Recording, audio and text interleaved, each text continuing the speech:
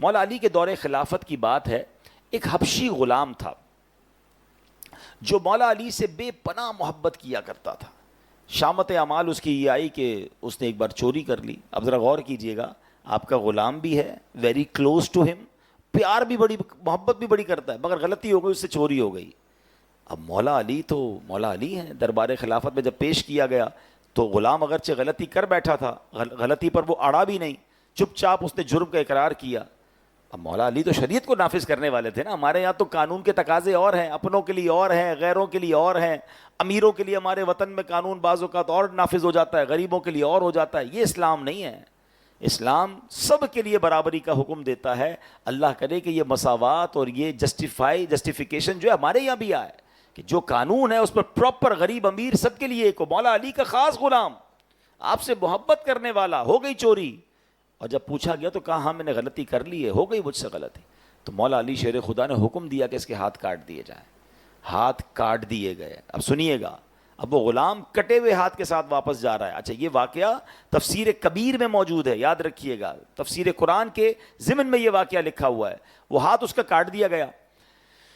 جب وہ ہاتھ کٹوا کر غلام واپس جا رہا ہے، کٹا ہوا ہاتھ بھی ساتھ ہے اس کے، ٹھیک ہے نا. اب تکلیف کا عالم سوچیں، شرمندگی کا عالم سوچیں، ساری دنیا کو پتہ چل جائے گا کہ ہاتھ کٹا ہوا اٹ مینز چوری کی ہے.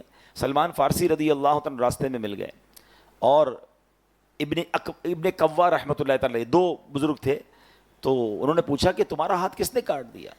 تو بڑے ادب سے کہتا ہے امیر المومنین یعصوب المسلمین، یعنی مسلمانوں کے رئیس اعظم مولا علی شیر خدا نے ان کے حکم سے میرا ہاتھ کٹایا. تو غلام نے جب اتنے ادب سے نام لیا تو بزرگ نے پوچھا کمال کی بات ہے، تمہارا ہاتھ کاٹ دیا ہے اور تم اتنا ادب کر رہے ہو ان کا، اتنی رسپیکٹ. یہ ہے انصاف. جب سب کے لیے انصاف ہونا تو پھر غصہ نہیں آتا. اب سنو وہ غلام کیا کہتا ہے. وہ کہتا ہے میں ان کی تعریف کیوں نہ کروں، انہوں نے حق ہی تو کیا ہے، حق بات پر ہی میرا ہاتھ کاٹا ہے نا، اور مجھے عذاب جہنم سے بچا لیا. مجھے دنیا میں سزا دے دی ورنہ جہنم میں عذاب ہونا تھا.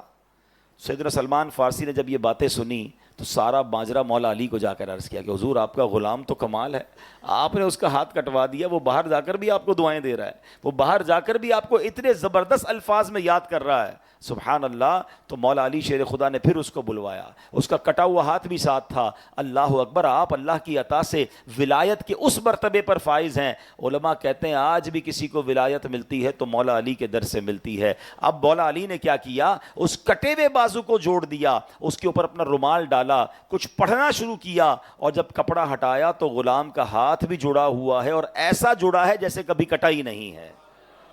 تو یہ اللہ والوں کی شان ہوتی ہے. مولا علی شیر خدا، سبحان اللہ. لیکن یہاں خوبصورت بات سیکھنے کو یہ مل رہی ہے کہ پہلے کے لوگوں کی تربیت کا عالم کیا تھا، اسلام کے احکام پر عمل کرنے کا جذبہ کیسا تھا. سزا ملی، ہاتھ کاٹ دیا گیا، مگر انہوں نے مولا علی کو برا بھلا نہ کہا انہوں نے فیصلہ حق پر کیا ہے، انصاف پر کیا ہے. غلطی میری تھی، مجھے یہ سزا ملنی چاہیے تھی. تو یہ اسلام کی خوبصورت مثالیں اس زمانے میں ہوا کرتی کہ غلام بھی اس طرح تربیت یافتہ ہوا کرتے تھے.